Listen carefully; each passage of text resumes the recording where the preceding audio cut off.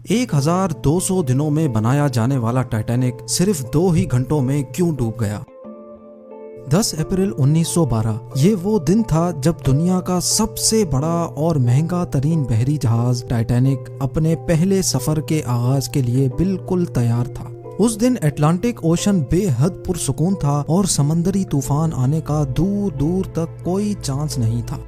जहाज में 1500 पैसेंजर सवार भी हो चुके थे और लाखों लोग डॉक पर टाइटैनिक के पहले सफर का आगाज देखने के लिए खड़े थे।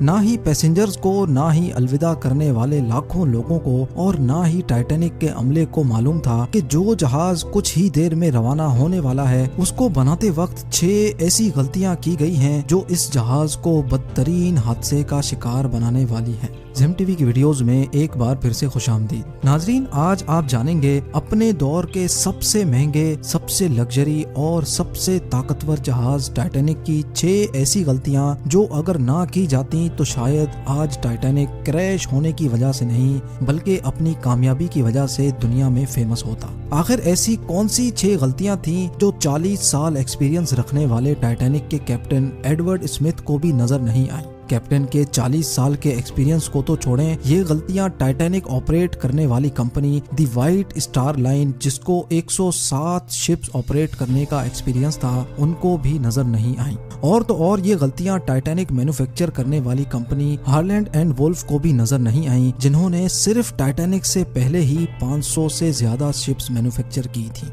टाइटैनिक की कंस्ट्रक्शन 1907 में शुरू हुई थी और तकरीबन 3 साल का वक्त और 2000 वर्कर्स की मेहनत के बाद जहाज को तैयार कर लिया गया। अब जहाज पूरी तरह से तैयार हो चुका था, लेकिन इसको टेस्ट करने का फेज अभी बाकी था। टाइटैनिक बनाने वालों का उस पर भरोसा तब मजीद बढ़ गया जब टाइटैनिक ने अपना पहला टेस्ट रन कामयाबी से पार कर लिया था। टेस्ट पास करते ही पूरी दुनिया में मुख्तलिफ अखबारात में इसकी मार्केटिंग की गई, जिसकी हेडिंग थी अनसिंकेबल टाइटैनिक, यानी कभी ना डूबने वाला जहाज बना लिया गया है। जहाज का पहला सफर इंग्लैंड के शहर साउथहैम्पटन से शुरू होना था, जिसका दिन 10 अप्रैल 1912 मुकर्रर किया गया और जिसकी मंजिल अमेरिका का शहर न्यूयॉर्क थी। टाइटैनिक के इकोनॉमी पोर्शन में सफर करने की कीमत $30 जबकि फर्स्ट क्लास में सफर करने की $150 थी, जो आज के दौर में 3,40,000 रुपए बनते हैं। इस मार्केटिंग के नतीजे में यकायक सारी टिकट्स बुक कर ली गईं और आखिरकार वो दिन आ ही गया जब टाइटैनिक अपने पहले सफर का आगाज करने वाली थी। मिस्टेक नंबर 1, दोपहर को ठीक 12 बजे टाइटैनिक ने अपने पहले सफर का आगाज कर दिया और साथ ही टाइटैनिक की गलतियां सामने आना शुरू हो गई। कैप्टन स्मिथ को मालिकान की तरफ से डेडलाइन मिल चुकी थी कि किसी भी सूरत में 17 अप्रैल तक, यानी सिर्फ 7 ही दिनों में न्यूयॉर्क पहुंचना है। इसी वजह से कैप्टन ने जहाज की रफ्तार शुरू से ही बहुत तेज रखी थी और यही थी टाइटैनिक की सबसे पहली गलती। कैप्टन स्मिथ को मालिकान की दी गई इंस्ट्रक्शंस और प्रेशर की वजह से न्यूयॉर्क जल्द से जल्द पहुंचना था, क्योंकि ये टाइटैनिक का पहला सफर था और अगर वो न्यूयॉर्क टाइम से ना पहुंचते तो टाइटैनिक की रेपुटेशन को काफी नुकसान होता।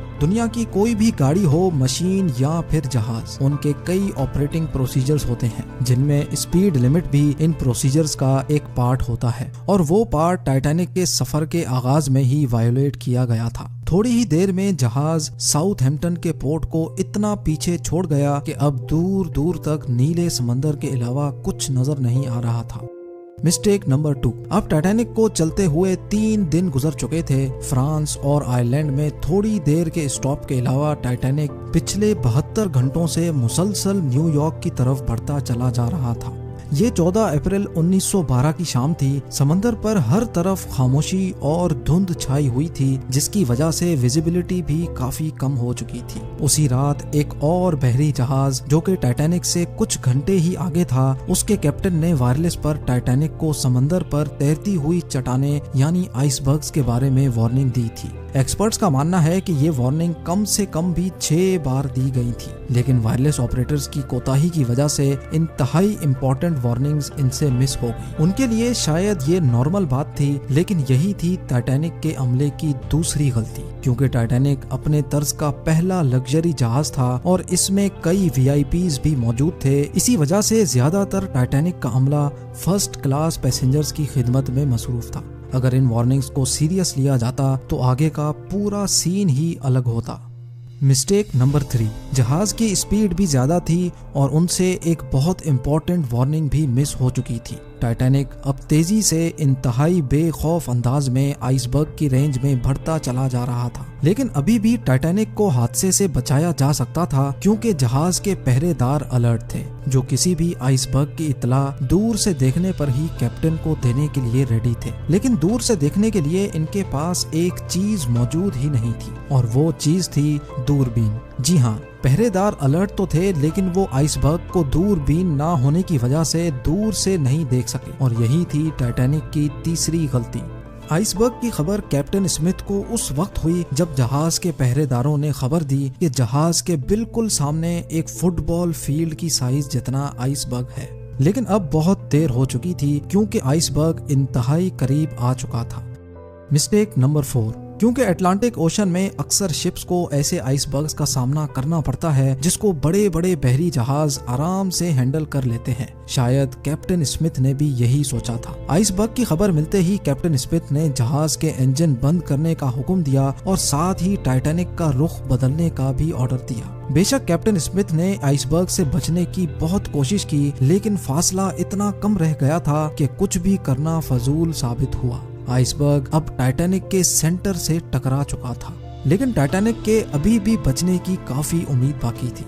ये उम्मीद बाकी रह गई थी कि शायद आइसबर्ग जहाज की बॉडी को नुकसान ना पहुंचाए या फिर आइसबर्ग जहाज से टकराते ही खुद ही टूट जाए, और शायद होता भी ऐसे ही अगर टाइटैनिक की चौथी गलती अपना काम ना दिखाती। एक्सपर्ट्स का मानना है कि टाइटैनिक की बॉडी पर जो रिविट्स लगी थी वो स्टील की नहीं बल्कि कास्ट आयरन की बनी थी। इन रिविट्स का काम लोहे के बड़े बड़े पीसेस को आपस में जोड़े रखना होता है, लेकिन चूंकि कास्ट आयरन स्टील से नरम होता है, इसी वजह से जिस जगह आइसबर्ग टाइटैनिक की बॉडी से टकराया वहां के रिविट्स प्रेशर की वजह से खुल गए और फिर वही हुआ जिसका डर कैप्टन स्मिथ को था। मिस्टेक नंबर 5, टाइटैनिक की टक्कर एक फुटबॉल फील्ड जितने बड़े आइसबर्ग से हो चुकी थी और अब जहाज के निचले हिस्से में पानी भरना शुरू हो चुका था। इस खतरनाक तसादुम ने पूरे अमले और पैसेंजर्स को अलर्ट कर दिया था और साथ ही जहाज में मौजूद टाइटैनिक के मालिक जोसेफ ब्रूस को भी। बेशक टाइटैनिक में पानी भरना शुरू हो गया था, लेकिन अभी भी टाइटैनिक के बचने की उम्मीद बाकी थी, क्योंकि टाइटैनिक को ऐसे डिजाइन किया गया था कि अगर इसके 3 फ्लोर्स में पानी भर भी जाए फिर भी ये नहीं डूब सकता।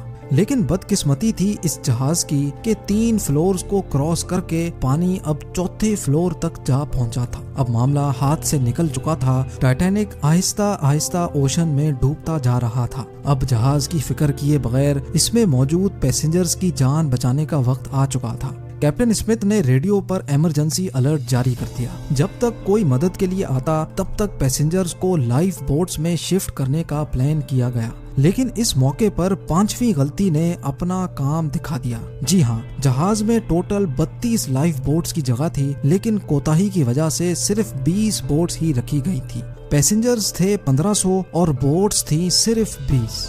मिस्टेक नंबर 6, हर तरफ अफरा तफरी का आलम था और हर शख्स उन चंद गिनी चुनी कश्तियों में सवार होना चाहता था। 12:45 पर पहली इमरजेंसी कश्ती समंदर में उतारी गई, लेकिन यहाँ हुई एक और छठी गलती। अफरा तफरी के आलम में कश्तियों को पूरा भरे बगैर ही समंदर में उतार दिया गया, जिसमें ज्यादातर फर्स्ट क्लास पैसेंजर्स को तरजीह दी गई थी। यानी जो लोग ज्यादा अमीर थे उनको पहले बिठाया गया था। कश्तियों में अगर ज्यादा पैसेंजर्स को बिठाया जाता तो इंसानी जानें कम जाया होती। अब जहाज तेजी से समंदर में डूबता जा रहा था। 2:18 पर शॉर्ट सर्किट की वजह से टाइटैनिक की सारी रोशनियां बुझ गई थी और अगले ही लम्हे जहाज टूटकर 2 हिस्सों में तकसीम हो गया। यूं टाइटैनिक को समंदर के अंदर मुकम्मल तौर पर डूबने के लिए 2 घंटे 40 मिनट लगे और इस तरह 1500 लोग अटलांटिक ओशन के ठंडे पानी में डूबकर मर गए। आपको एक और बात भी बताते चलें कि पानी का टेम्परेचर उस वक्त -2 डिग्री सेंटीग्रेड था। मतलब अगर पैसेंजर्स इस ठंडे पानी में छलांग भी लगाते तो बचने का कोई चांस नहीं था, क्योंकि इंसान इतने कम टेम्परेचर में 30 मिनट से ज्यादा जिंदा नहीं रह सकता। कहा जाता है कि मरने वालों की तादाद 1500 से भी काफी ज्यादा थी, क्योंकि जिन लोगों की जहाज के अमले से जान पहचान थी उनमें से काफी लोग जहाज पर बगैर टिकट सवार हुए थे। जिंदा बच जाने वालों में सबसे ज्यादा तादाद बच्चों और खवातीन की थी। दूसरी तरफ कैप्टन स्मिथ था जो सारा वक्त लोगों की जान बचाने में लगा रहा और वो आखिरी आदमी था जिसने डूबते जहाज से छलांग लगाई थी। उम्मीद है जेम टीवी की ये वीडियो भी आप भरपूर लाइक और शेयर करेंगे। आप लोगों के प्यार भरे कमेंट्स का बेहद शुक्रिया। मिलते हैं अगली शानदार वीडियो में।